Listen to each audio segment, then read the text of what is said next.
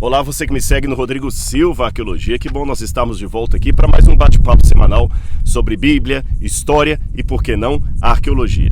E eu estou aproveitando esse período que estou aqui em Israel para mostrar para vocês alguns sítios arqueológicos relacionados à Bíblia Sagrada. E sabe onde é que eu trouxe vocês hoje para conhecer? Tel Gezer. Gezer é uma cidade muito importante da época do Antigo Testamento. Nós temos vários assentamentos arqueológicos aqui ao longo dos anos e vou mostrar para vocês algumas coisas interessantes que foram encontradas pelos arqueólogos aqui quando Macalister escavou esse lugar, e até hoje eles fazem alguma intervenção arqueológica e podemos relacionar esses achados com a Bíblia Sagrada. Mas antes de entrar no assunto de hoje, se você não é inscrito no canal, está aqui o meu convite, se inscreva, ative o sininho de notificações para que você fique sempre sabendo quando eu postar algum vídeo novo. E se gostar, é claro, deixe o seu like, o seu comentário, são todos muito bem-vindos. Bom, infelizmente a única coisa triste que eu tenho para revelar para vocês é que nós chegamos agora aqui ao sítio arqueológico e tem muita área queimada. Houve um incêndio recente aqui, inclusive nós pudemos ver um caminhão do Corpo de Bombeiros sempre circulando a área. Isso é muito triste. Mas apesar disso, nós podemos ver um pouquinho do que a arqueologia descobriu nesse lugar aqui. Eu vou começar lendo uma passagem sobre a cidade de Tel Gezer, que é relacionada à época do rei Salomão. A cidade que você vai conhecer hoje, o resto arqueológico dela, foi dada como presente de casamento, que presentão, hein, ao rei Salomão. Você sabe, você que estuda a Bíblia Sagrada, Salomão teve como primeira esposa a filha do rei do Egito, a filha de Faraó. A Bíblia não traz o nome dela, mas Salomão recebeu do sogro do Egito um presente, uma cidade que o próprio Faraó veio, destruiu. Depois, olha, Salomão, agora é você, é sua para você reedificar. Eu sei que você gosta de grandes construções e a Bíblia fala dessa reedificação. Eu vou ler para vocês aqui 1 Reis, capítulo 9, versículo 16, que diz assim: porque Faraó, rei do Egito, havia atacado e conquistado Gezer, queimado a cidade, e por irônica coincidência, nós estamos com a cidade novamente queimada por um incêndio moderno, mas é só uma coincidência. Então Faraó veio, atacou a cidade, queimou a cidade, matando os cananeus que moravam nela, entregou-a como dote à sua filha, mulher de Salomão. Assim Salomão reconstruiu Gezer, Bet-Horon de baixo, Baalat-Hadmor no deserto e outras cidades. A Bíblia também menciona as 3 grandes cidades, além de Jerusalém, é claro, que Salomão reedificou. Foram as cidades de Hatzor, Megido e Gezer. Tanto é que a estrutura arquitetônica do portal de Gezer, uma das portas principais da cidade, é semelhante àquela estrutura também que temos em Megido e Hatzor, que é uma evidência que foi realmente uma construção do período de Salomão, do rei Salomão. Agora, para começar a nossa aventura aqui no sítio arqueológico, eu quero iniciar por esta pedra aqui. Isso aqui é uma réplica, tá certo? A réplica de uma pedrinha menor. Ela seria um pouco maior do que essa pedra que eu agradeço a Paola, que é uma amiga nossa que está ali, arrumou uma pedra para eu servir aqui de ilustração para vocês. Eles encontraram no lugar que eu ainda vou mostrar para vocês, uma pedra um pouquinho maior do que esta, que é chamada de o calendário de Tel Gezer. O que estava escrito nessa pedra? O que eles reproduziram aqui nessa cópia maior. Aqui você tem a reprodução de meses do ano e o que era plantado em cada um dos meses do ano. Agora o curioso é que depois que os meses foram escritos aqui embaixo você tem o nome de quem escreveu aquele calendário. E você tem a letra aqui, a letra Aleph, que é bem diferente do Aleph que usa hoje em Israel. Depois o Beit, que é a segunda letra do alfabeto, e a letra Yud. Aqui você faria o nome Avi, que é um nome que, aliás, é usado até hoje em Israel. Mas quem que está me assistindo e já estudou um pouco de hebraico pode falar: Rodrigo, mas eu não estou identificando letra nenhuma hebraica aqui. É porque esse aqui é o paleo-hebraico. Era o tipo de escrita hebraica que era usado na época de Salomão. Aliás, uma curiosidade para você. Você que já estudou um pouquinho de hebraico, ou mesmo que nunca estudou hebraico, mas já viu uma Bíblia em hebraico, uma Torá, aquelas letras em hebraico quadráticas que você lê ali, aquilo não é hebraico. Não, aquilo é aramaico. São as letras do idioma da Babilônia. Quando a Babilônia deixou de usar a escrita cuneiforme, ou mesmo ainda enquanto usava a escrita cuneiforme, eles começaram a ter uma evolução no tipo de letras que eles usavam, e o primeiro alfabeto que foi usado na Babilônia, no aramaico da Babilônia, usava aquelas letras quadráticas que os judeus acabaram aprendendo quando passaram pelo cativeiro da Babilônia. Então, ironia das ironias, os judeus que voltaram da Babilônia falavam hebraico, mas falavam também aramaico, e na hora de escrever o hebraico, eles escreviam com letras aramaicas. Aliás, situação esta que perdurou por muito e muito tempo até hoje. Embora hoje você tenha o hebraico cursivo, que é uma maneira mais assim fácil de escrever, que não é tão formatada como aquelas letras quadráticas, eles ainda usam o alfabeto que vem da Babilônia. Mas se eu voltasse a um período anterior à Babilônia, anterior ao cativeiro da Babilônia, era assim que a Bíblia foi escrita. Aliás, provavelmente foi assim que os primeiros livros da Bíblia foram escritos. E se eu pegar os livros do Pentateuco, de Moisés, talvez foram escritos num formato ainda diferente desse, anterior a esse. Moisés provavelmente escreveu num idioma ou numa letra proto-sinaítica que ainda é anterior a esta aqui. Assim eu explico para você um pouquinho a evolução da escrita hebraica, que começou com sinais proto-sinaíticos, que eles chamam, ou proto-hebraicos, que a gente tem alguns exemplos desses sinais, por exemplo, lá em Hirbert Keiafa, você tem também ali no Sinai. Depois a língua hebraica, a forma de escrever foi evoluindo até ter esse formato, e depois do cativeiro da Babilônia, aquele formato que quem estuda teologia aprende ali na faculdade aquelas letras ali, tá bem? A segunda importância desse achado é que ele nos dá uma ideia de como era o calendário usado na época, o tipo dos meses, o tipo da agricultura, a relação que havia. A terceira importância desse achado do calendário de Tel Gezer é que mostra que havia uma atividade escribal aqui em Israel naquela época. Tanto é que isto aqui era um exercício que um aluno estava fazendo na escola. O professor pediu para Avi, copie o calendário. Ele copiou, por alguma razão, aquele calendário copiado como exercício de escola ficou no meio dos escombros, foi encontrado por Macalister e outros arqueólogos. Agora, na época que Macalister encontrou, Israel estava nas mãos do Império Turco-Otomano. E em virtude disso, esse calendário de Tel Gezer não está exposto hoje em nenhum museu de Israel. Está no Museu de Istambul, na Turquia. Num lugarzinho assim, muito modesto, sem muita visibilidade. Mas numa outra oportunidade, eu vou mostrar o original desse calendário para vocês. Mas vem comigo que eu tenho muito mais para mostrar. Vamos lá. Essa parte aqui no alto nos ajuda a entender o local, como é importante a localização de Tel Gezer. Só para você entender, Tel Gezer já existia como centro urbano, como cidade, como metrópole, antes do período de Abraão. Quando Abraão veio à Terra Prometida, ele provavelmente passou por Tel Gezer. A Bíblia não menciona isso, mas a tradição judaica chega inclusive a afirmar que foi em Gezer que Abraão recebeu a ordem para ir até o Moriá sacrificar o seu filho Isaque. Você tem isso na tradição judaica. Bom, e onde é que nós estamos aqui? Eu mencionei antes para vocês que Gezer se tornou presente de casamento dado à filha de Faraó, pelo próprio Faraó, quando ela se casou com Salomão. Pois bem, agora antes disso, Gezer havia sido conquistada por Josué. Mas deixa eu explicar, Josué na verdade ele não expropriou os moradores daqui. A Bíblia fala que ele permitiu que eles ficassem, eles eram apenas obrigados a fazer serviços forçados para os hebreus. Eu posso explicar isso numa outra situação, que alguns até pensam que a Bíblia estaria endossando o trabalho escravo ali de maneira desumana. Numa outra oportunidade eu explico isso para vocês. E depois Gezer se tornou uma cidade de refúgio. Eu vou ler essa passagem para vocês na Bíblia. Nós vamos aqui a Josué, capítulo 16, quando fala da herança de Efraim, quando Josué foi dividir o território entre as tribos. Diz assim, e depois que você assistir esse vídeo, procure no Google, ou quem sabe na sua casa, se você tiver um atlas da Bíblia. Algumas Bíblias até tem um atlas, um mapa no final, e você pode ver as localidades que eu estou falando.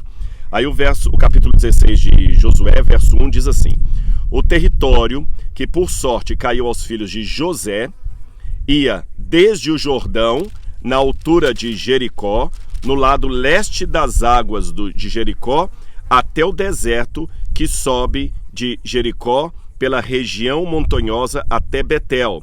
De Betel até Luz, passava ao limite dos Arquitas, até Atarot, e descia na direção oeste para a divisa de Chaflet, até a região de Bet-Horon de Baixo, e até Gezer, terminando no mar. Assim, Manassés e Efraim, filhos de José, receberam a sua herança. Vamos pegar esse território. Se eu pegar o Jericó, vocês conseguem ver aquela cadeia montanhosa lá atrás? Você vê que tem várias montanhas. Essas são as famosas montanhas da Judeia. Se eu atravessar essas montanhas por outro lado, nessa direção aqui, eu vou chegar à cidade de Jericó. E o Rio Jordão também está atrás dessas montanhas, lá na cidade de Jericó. Nessa direção aqui tem uma cidade moderna ali, que é a cidade de Beit Shemesh, que está perto do sítio arqueológico de Beit Shemesh, ligado à história de Sansão. E Jerusalém, daqui não dá para ver, estaria nessa direção, um pouquinho para cá. Então diz que seria desde ali, vai citando os locais que pertenceriam a eles, e diz que Gezer também pertenceria. Veja, vai até Gezer, terminando no mar. Por que no mar? Porque se eu for nessa direção aqui, você tem até uma cidade moderna, ali você já tem o mar Mediterrâneo. Daqui de longe não dá para ver, mas atrás desses prédios você já tem as praias, tem o mar Mediterrâneo. Então você vê, de Gezer terminando no mar. Então toda essa região aqui ficou para a tribo de Efraim, que era um dos filhos de José. Aí você vai entendendo então nesse sentido a geografia da Bíblia Sagrada. Agora você viu a posição estratégica da cidade, você viu muitas coisas importantes que aconteceram aqui. Eu vou citar uma outra passagem também, que diz o que Josué fez. Aqui no verso 10 do capítulo 16 de Josué diz: não expulsaram os cananeus que viviam em Gezer. Assim eles moram no meio dos efraimitas até o dia de hoje, mas estão sujeitos a trabalhos forçados. Eu falei que no outro vídeo eu explicarei melhor essa questão de trabalhos forçados. Agora, quando a gente vai para Josué capítulo 21, verso 21, você tem aquela parte que eu mencionei para vocês, de Gezer e os seus arredores, na região montanhosa de Efraim, diz assim, olha: deram-lhes Siquém, cidade de refúgio do homicida, com seus arredores, na região montanhosa de Efraim, e Gezer, com os seus arredores. Aqui está falando da cidade dos levitas. Os levitas, eles não tinham cidades para si. Eles não poderiam ser proprietários de terras, nem latifundiários. Eles deveriam viver do dízimo que era dado das outras tribos. Porém, algumas cidades foram separadas para serem cidades de refúgio. Quando alguém estava jurado de morte, porque cometeu algum crime, alguma coisa, ele procurava uma cidade de refúgio desesperadamente. Um levita local servia de juiz, julgava sua causa, e ele poderia viver ali enquanto o sumo sacerdote estivesse vivo. Ele não sairia daquela cidade, era uma cidade de refúgio. Ninguém poderia matá-lo lá, mas ele também não poderia sair dali. E Gezer foi transformada numa cidade de refúgio. É interessante que aqui chama região montanhosa de Efraim, Gezer. E você tem a região montanhosa de Efraim e junto com a região montanhosa de Judá, tá bem? Agora vamos continuar, que tem mais coisas interessantes que eu quero mostrar para vocês. Olha, aqui atrás de mim você tem restos de uma torre do período cananita. Na verdade, isso aqui é o que a gente chama em arqueologia de período do Bronze Médio. Em linguagem bíblica, a época de Abraão. Então, considerando a possibilidade de Abraão ter passado por aqui, realmente essa possibilidade existe, como eu falei, a tradição judaica que daqui ele saiu para sacrificar Isaac, Abraão com certeza viu essas pedras. Então aqui havia uma grande torre, tá certo? Do período cananita, e aqui nós temos o alicerce dela, o que sobrou. Para você ter uma noção de como seria essa torre quando ela estava completa, naquele período antigo, eu estou falando de 1800 a.C., aqui nós temos um desenho que mostra como essa torre seria, e essa parte de baixo é a única coisa que restou dela. Tudo isso aqui agora colapsou. Provavelmente essa parte de cima, algumas delas podiam ser feitas de tijolos queimados, como a gente tem, por exemplo, em Tel Dan. Agora eu vou mostrar para você como era a entrada dessa cidade cananita, o portal principal dela na época de Abraão. Vem comigo. Enquanto eu estou indo lá para a porta, eu quero mostrar uma coisinha antes para vocês. Aqui você tem várias casas do período cananita, casas que ficavam adjuntas à muralha original da cidade. Então você viu uma torre da muralha aqui atrás, lembrando, olha, aqui à minha esquerda, direita de vocês, você tem aqui o resto da torre, era uma torre de vigia. Aqui você tem a muralha da cidade, a muralha segue aqui, e algumas casas adjuntas à muralha. Quem moraria talvez perto da muralha? Bom, você tem vários casos de pessoas que tinham a sua casa aqui. Por exemplo, você se recorda do caso da cidade de Jericó e Raabe, que ela tinha uma casa entre as muralhas, anexa às muralhas de Jericó? O caso de Raabe é ilustrado pelo que nós temos aqui, ó. Então você tem as casas ali embaixo, vamos ver de novo, tá certo? E aqui você tem a muralha. Aliás, na verdade, aqui quando eu venho para cá, eu estou em cima exatamente da muralha. E veja a largura dela. Ela vem desde aqui até aqui. Então, Gezer era uma cidade muito fortificada na época cananita. 1, 2, 3, quase 4 passos assim, 3 passos e tanto, quase é uma boa quantidade, uma largura assim de pedras para reforçar a segurança de quem morasse aqui dentro. Agora sim, vamos conhecer o portal da cidade. Muito bem, pessoal, aqui que fica a entrada principal da cidade. Essas cidades na época, no período do bronze, elas normalmente tinham apenas um portal, uma entrada, até para facilitar a defesa da cidade. E era aqui que ficava. Então por aqui passavam os comerciantes com seus animais, com suas mercadorias, os estrangeiros, caravanas de peregrinos que vinham por aqui, sociedades migratórias, pessoas que eram nômades. Então, considerando a possibilidade de Abraão ter visitado Gezer quando ele veio para a região de Canaã, Abraão pode ter passado aqui com todas as pessoas que faziam parte do seu clã. Aliás, você ainda vê interessante que nesta porta antiga você tem ainda alguns tijolos de adobe, de barro, que você vê fazendo parte da construção. Provavelmente esta porta teria aqui um arco que hoje não existe mais.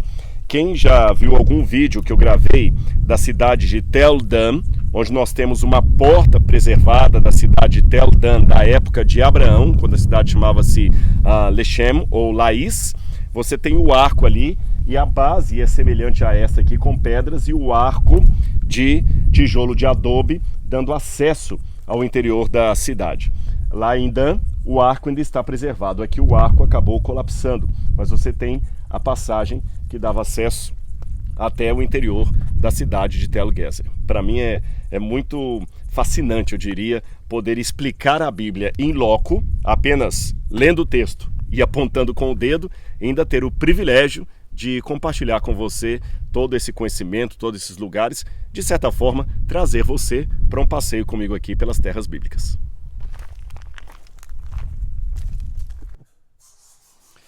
Olá, pessoal. Bom, essa parte aqui é a parte do reservatório de água da cidade. Aqui eu estou tendo que gravar em forma de selfie, porque tem muito morcego lá embaixo, tem pombas também. Aí quando eu falei que tinha morcego, é lógico que a Laura não quis vir. Então eu vou ter que ser o cinegrafista e explicar ao mesmo tempo aqui. Vou descer com vocês e eu vou fazer o seguinte, eu vou virar a câmera para que vocês possam ver como é que era o reservatório de águas. Hoje aqui nós temos uma escada com mais de 170 degraus. Então para ter acesso à água, eles tinham que caminhar bem. Vamos ver. Bom, aqui vocês podem ver então, nós temos os degraus originais, vem aqui, tá vendo lá embaixo? Os degraus originais do período do Bronze Médio, da época de Abraão. Então as pessoas desciam aqui para ter acesso até a água. E hoje tem essa aqui, e você já tem o barulhinho aqui das pombas, dos morcegos. Gente, é muito íngreme, você tem que descer bastante aqui para ter acesso à água. Eu espero que você agradeça depois por simplesmente poder beber água abrindo a torneira da sua casa. Vamos lá até o fim.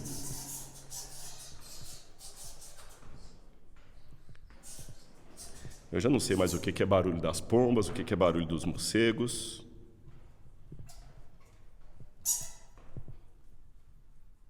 Ah, são morcegos. Olha lá em cima, ó. Tá vendo movimentando ali?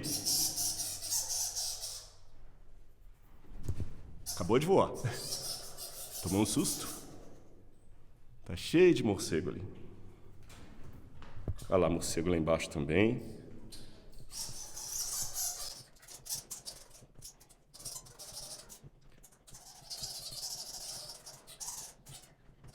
Ainda continuo descendo aqui, pessoal. Já deixei um pouquinho de morcego ali para trás. Não sei se vai ter mais morcego para cá. Agora, isso aqui foi escavado, alguma parte aqui, de uns 4 anos para cá, não é coisa muito antiga. O meu amigo Nadav, que esteve aqui há um tempo atrás, ele falou que tudo isso aqui ainda estava cheio de barro, eles não tinham escavado ainda. Então aqui você vai... Chegamos até onde é possível vir. Daqui não dá para descer mais, porém, não sei se dá para vocês verem, ainda continua lá para ter o acesso à água, mas a escada só vem até aqui. Agora meu amigo Nadav desceu aqui e eu pedi que ele usasse o celular dele para iluminar, onde não estava fácil mostrar para vocês. Ainda tem água ainda, tá certo? Olha, então tem algum lençol freático aqui, não é um manancial de água, é apenas um lençol freático, você tem a água aqui ainda, e as pessoas tinham que descer por aqui para buscar a água. E se a gente voltar, imagina naquele tempo para buscar, você tinha que subir essas escadas aqui. Aqui você tem as escadas originais, não sei se vocês conseguem ver os degraus. Estão vendo? Até lá. Então eles tinham que fazer com que a água ficasse protegida, guarnecida dentro dos muros da cidade. E não era fácil beber água naqueles dias. Quando eu estava subindo aqui, também uma coisa que eu esqueci de mencionar para vocês, eu estou ofegante, é porque realmente a subida é árdua. Você tem as escadas originais e esses buracos aqui, onde eles colocavam lamparinas para iluminar o caminho, enquanto o pessoal descia para buscar água lá embaixo. Ou seja, repito, beber um copo de água custava muito esforço e energia. Aqui só para mostrar para vocês um pouquinho da tragédia que eu mencionei, do incêndio que teve aqui há pouco tempo. Ainda está assim a fuligem ainda, recém-queimado. Mas você andando aqui um pouco, porque era mato no passado, antes do incêndio, é possível você encontrar muitos pedaços de cerâmica aqui no chão, com um pouco de atenção. Aqui tem mais um, ó. Isso aqui é uma cerâmica, tá bem? Tá toda queimada, mas é uma cerâmica antiga.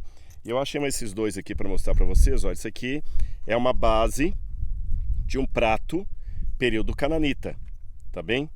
Ou seja, quem comeu nesse prato aqui é alguém que viveu na época que Josué estava dominando aqui, ou quem sabe até antes. Isso aqui acho que é do período do ferro, então é depois de Abraão. Isso aqui é no período já da conquista de Canaã. Então você tem a base, melhor dizendo aqui, e nesse aqui você tem a borda, tá bem? A borda de 2 cerâmicas antigas. A borda, a base, desenhos que podem aparecer ou até a alça são elementos que a gente chama de diagnosticáveis. São eles que permitem a gente dizer de que época é a cerâmica. Seria mais ou menos como alguém que gosta de automóveis e fala, esse é um Passat 77. Como é que ele sabe? Pelo modelo do carro e tudo mais. A gente faz isso com as cerâmicas. E isto que eu fiz aqui, a gente chama em arqueologia de prospecção de superfície. Não é o caso aqui, eu fiz apenas por fazer. Mas quando você suspeita que há algo para ser escavado ali, você caminha no local procurando restos de cerâmica, dessas coisas assim, para indicar se havia habitação ali, se compensa escavar naquele lugar. E aqui a gente encontra muitas cerâmicas do período do Bronze Médio, do período do Ferro, ou seja, período de Abraão, período de Josué, período de Salomão, nessa área toda que foi queimada. Mas vamos continuar o nosso passeio. Esta aqui, pessoal, é a parte já israelita da cidade de Gezer, até posterior à época de Josué. Ou seja, lá eu mostrei para vocês a Gezer como era na época de Abraão, no período cananita, a Gezer que depois foi conquistada por Josué, quando ele acabou permitindo que os moradores vivessem aqui, ele não os expulsou, apenas os submeteu a trabalho forçado. Depois Gezer foi transformada no período dos juízes a uma cidade de refúgio, e aqui é a parte de Salomão. Eu vou mostrar daqui a pouquinho para vocês. Lá na frente você tem a porta da cidade da época de Salomão. E quando Salomão abriu aquela entrada ali, construiu aqui, lembra? Depois que o rei do Egito conquistou a cidade, a queimou e entregou para Salomão reedificar, eles tinham, evidentemente, construído um novo assentamento por cima do assentamento do período cananita. Então essas muralhas que vão estar aqui são posteriores à época da Gezer, do período do bronze e do início do período do ferro. Agora, uma parte um tanto misteriosa é esta aqui, olha, que eu quero chamar a atenção de vocês. Você está vendo que tem aqui um nicho e 4 pedras colocadas. Essas pedras aqui são interessantes porque elas demarcam que aqui era uma espécie de santuário. E eu quero até fazer um suspense para vocês e vocês vão entender. Por favor, fique comigo até o final desse vídeo, porque eu tenho algo formidável para mostrar para vocês no final do vídeo, que é o lugar que eu estou mais procurando aqui, mas ainda não é o local que eu quero mostrar. Então, segura um pouquinho aí, porque eu tenho algo muito interessante para mostrar para você no final. E aproveitando o ensejo, você está percebendo que esses vídeos que eu apresento aqui dão explicações que colocam a Bíblia dentro de um modelo, dentro de um arcabouço. E eu faço exatamente isso também no curso A Bíblia Comentada com Rodrigo Silva. E não sou apenas eu que falo ali na Bíblia Comentada, também tem outros especialistas que eu chamei para apresentarem as suas aulas, as suas palestras. É uma plataforma, você pode sempre baixar as aulas, toda quarta-feira tem aula inédita. E eu vou deixar no descritor desse vídeo aqui o link, como você pode se inscrever nesse curso, onde você receberá muita informação da Bíblia Sagrada. Vamos comentar a Bíblia do Gênesis até o Apocalipse. E além de você receber todo esse benefício, aqueles que fizerem o plano anual de assinatura vão ter também aula de grego, de hebraico, outras matérias. E, por tabela, você vai estar ajudando na construção do Museu de Arqueologia Bíblica do MAB, Museu de Arqueologia Bíblica do UNASP, ali em Campos Engenheiro Coelho. E quem sabe, quando você tiver o privilégio, a oportunidade de visitar o museu pessoalmente, você pode falar, puxa, que legal. Eu ajudei a edificar esse museu e ainda ganhei conhecimento da Bíblia Sagrada. E eu vou dar algumas pinceladas do que a gente pode falar. Aqui embaixo, se você puder olhar aqui, nós temos aquelas pedras e elas têm uma ligação direta com a história da Bíblia Sagrada, tá certo? Tem passagens da Bíblia que mencionam isso aqui para vocês. Eu vou mostrar lá dentro e vai ficar mais fácil para você entender. Aqui você está vendo uma espécie de pátio interno, não é uma casa privada, você vê que o estilo arquitetônico não é de uma casa, você tem um espaço aqui, tudo indica que aqui era um santuário. E essas pedras que estão colocadas aqui, exatamente como estavam na época dos reis de Judá e Israel, elas estão colocadas aqui, assim foram encontradas pelos arqueólogos e mantidas. São pedras lavradas, você vê que elas eram justamente pedras assim, esculpidas numa forma quadrada. Você tem uma aqui, você tem outra aqui, você tem mais 2 pedras aqui também, totalmente lavradas. Você pode ver que foram pedras esculpidas e elas estão colocadas em posições assim estratégicas. Ali você tem um lugar mais interno e aqui o que seria o resto de um altar. Isto que você está vendo aqui explica o porquê de Deus ter permitido que os babilônios viessem destruir Judá. Veja bem, essas pedras aqui, provavelmente, eu digo assim com mais de 90%, 99% de certeza, eram altares a Baal e Asherah, ou Astaroth.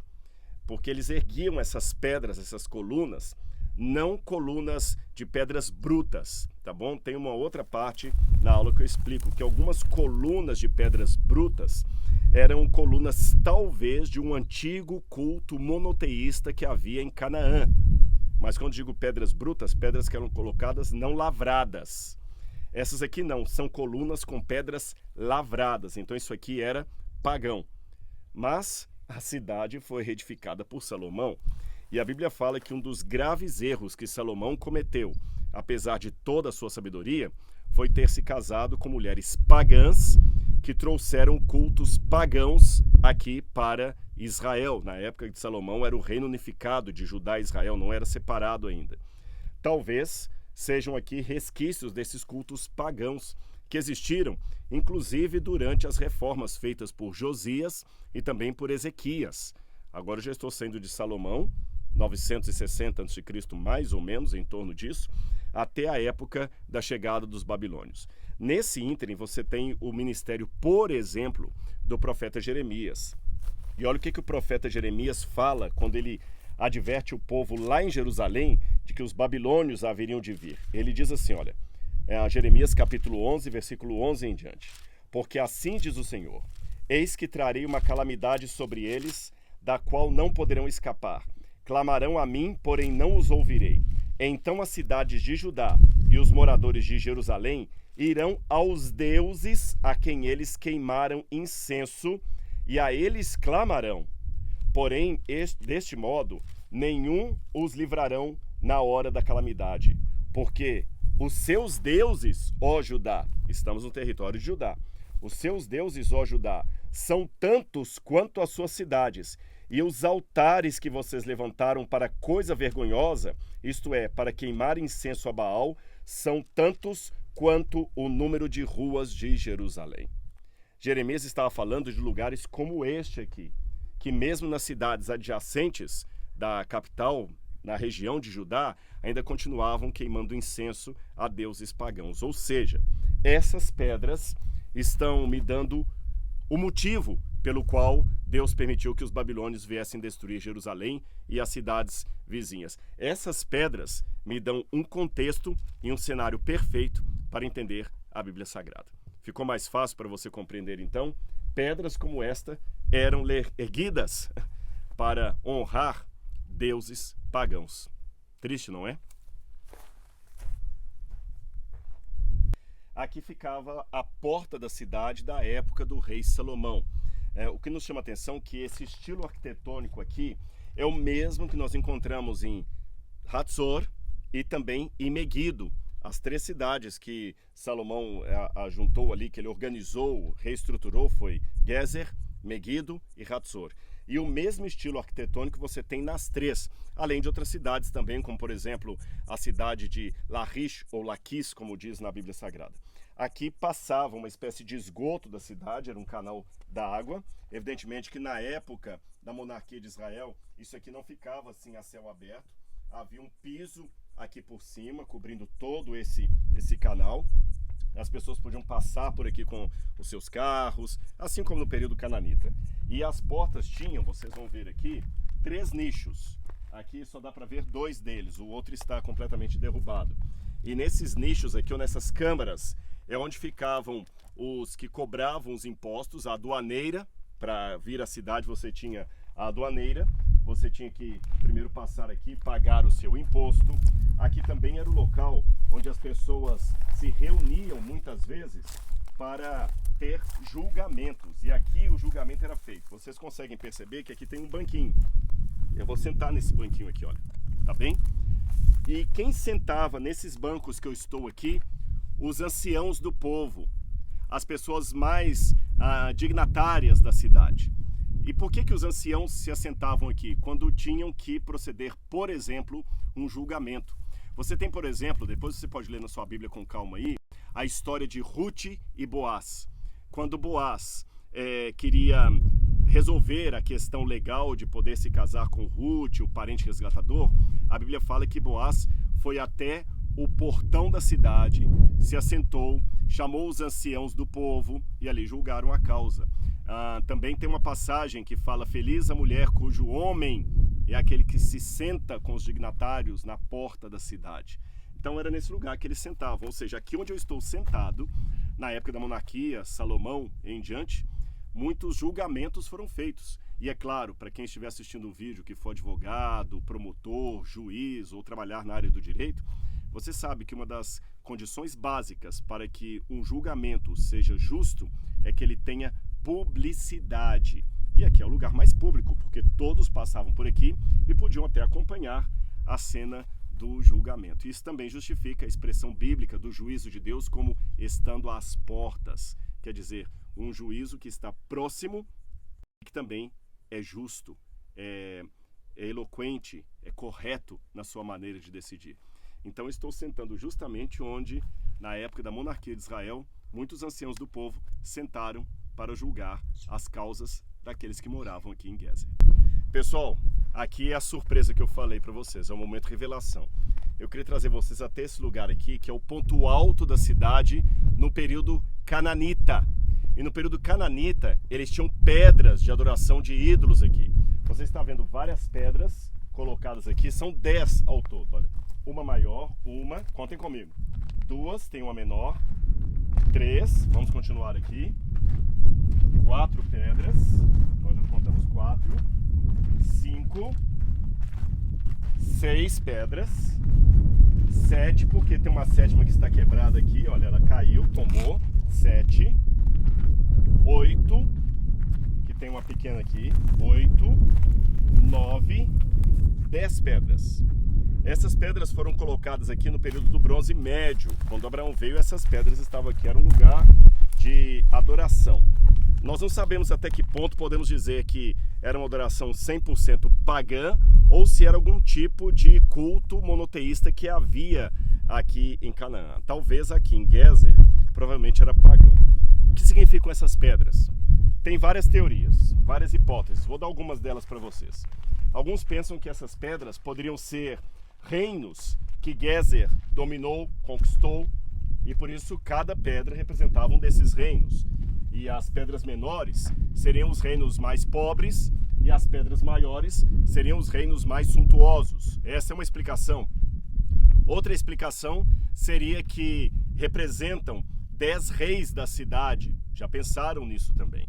O fato é que, biblicamente, o costume de erguer pedras como colunas para demarcar um evento histórico, alguma coisa religiosa, social ou política, também nós vimos na Bíblia Sagrada. Quer ver? Eu vou mostrar para vocês algumas passagens interessantes a esse respeito. Deixe-me ver aqui a primeira passagem que eu queria mostrar para vocês.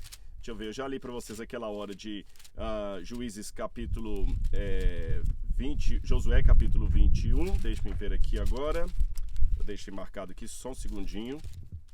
Deixa eu ver se eu já li essa passagem para vocês. Já li, que ele conquistou Gezer. Então agora vamos para Êxodo capítulo 24, versículo 4.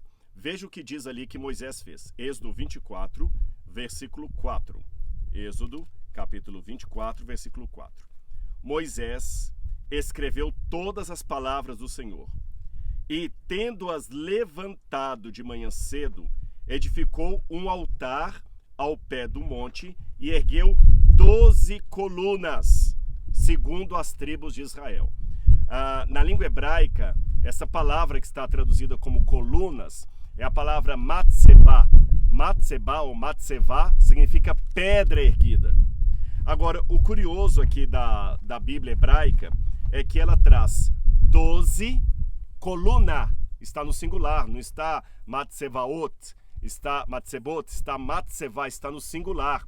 Então 12 coluna. Não foi um erro gramatical que Moisés cometeu. Foi de propósito para mostrar que as 12 tribos agora representavam apenas um povo. Agora, além disso, você vê o costume de Moisés também ecoado aqui numa cidade cananita. Ou seja, o que Moisés fez de erguer aquelas pedras como coluna foi apenas algo que outros povos também faziam aqui. Então eu aprendo, por um lado, que a ortodoxia, o fazer parte do povo de Deus, não significa que você tem que ser diferente em tudo. Há elementos do mundo pagão que nós podemos imitar, que nós podemos fazer igual. Agora, você sabe que a diferença entre veneno e remédio é uma questão de dosagem. Até que ponto nós podemos fazer isto para que o povo possa entender aquilo, como os de fora também, ao passarem, possam entender, e até que ponto aquilo se torna um elemento de apostasia, de quebra da aliança. Aí aqui que vem o ponto mais triste. Lembra que eu falei com vocês que a chance maior é que Gezer ergueu essas colunas também com um motivo pagão? E por que eu digo isso? Porque nesse lugar aqui, quando Macalister estava escavando, ele encontrou nesse lugar aqui também ao redor alguns potes com ossos humanos e ossos de crianças. Ossos de crianças. Então tudo indica que nesse lugar onde eu estou havia sacrifício humano. A tradição judaica que vai dizer que daqui Abraão recebeu a ordem para ir até o Moriá sacrificar Isaac, entra nesse contexto. um lugar onde tinha sacrifício humano, coisa que Deus sempre proibiu o povo de fazer. Deus falou que não poderia ter, Deus mandou quebrar os altares que tinham sacrifícios humanos. Eu vou ler para vocês aqui Juízes capítulo 6, versículo 25. Aqui diz na Bíblia assim: naquela mesma noite o Senhor disse a Gideão: leve o touro que pertence ao seu pai, a saber, o segundo touro de 7 anos, e derrube o altar de Baal, que é o do seu pai, e corte o poste da deusa Áshera, que está junto do altar. Preste atenção, eu estava falando com vocês que aqui eles tiveram um sacrifício humano. E nessa passagem do livro de Juízes, Deus manda cortar o altar de Baal e o poste da deusa Áshera. Não sei se vocês prestaram atenção, mas todas as pedras que nós vimos aqui, vou pedir o Nadal para vir de novo e mostrar aqui, elas estão direto no chão. Direto no chão. Elas estão direto ali. Aqui é uma parte de cimento que colocaram atualmente para poder fortificar a pedra para ela não cair. Mas eles colocaram a pedra no chão com essas outras pedras aqui. Porém, uma das pedras tem uma arquitetura diferente. Quer ver? Olha aqui. Todas são desse jeito. A pedra é colocada direto. A peça que caiu, vocês podem colocar que ela estava direto aqui, perto das outras pedras. Porém, quando nós vamos a esta pedra aqui, eu vou tirar aqui para vocês poderem ver, ela está em cima de uma espécie de altar. Vocês perceberam? Ela é diferente de todas as outras. Ela está em cima de um altar. Agora eu vou ler de novo a passagem da Bíblia. Leve o touro que pertence ao seu pai, a saber, o segundo touro de 7 anos, derrube o altar de Baal, que é do seu pai, e corte o poste da deusa Áshera, que está junto do altar. Então você tem o altar de Baal e o poste da deusa Áshera, que está junto do altar, porque os dois formavam um casal na estrutura do panteão cananita pagão. Então você tem aqui justamente isso que Deus proibiu o povo de Israel de incorrer no sacrifício humano, na idolatria. Então assim, eu fico pensando, aqui nesse lugar foram sacrificadas crianças a Baal e a Áshera. Eu vou ler uma outra passagem para vocês, o Salmo 106, Salmo 106. Eu espero que você esteja anotando todas essas passagens da Bíblia, para depois você relê-las com mais calma. O Salmo 106, do verso 35 em diante, diz assim, olha, falando exatamente da graça de Deus e a ingratidão de Israel, a apostasia de Israel. Diz assim, o que eles fizeram? Salmo 106, do verso 35 em diante. Em vez disso, se mesclaram com nações e aprenderam seus costumes, adoraram seus ídolos, os quais se tornaram armadilha para eles. Sacrificaram seus filhos e suas filhas aos demônios. Derramaram sangue inocente, o sangue de seus filhos e filhas, que sacrificaram aos ídolos de Canaã, e a terra foi contaminada com o seu sangue. Por isso, a ira do Senhor se levantou contra o seu povo. Olha que triste. A prática pagã que ocorria nesse lugar onde eu estou, com sacrifício humano de crianças, ainda perdurou na época dos reis de Judá.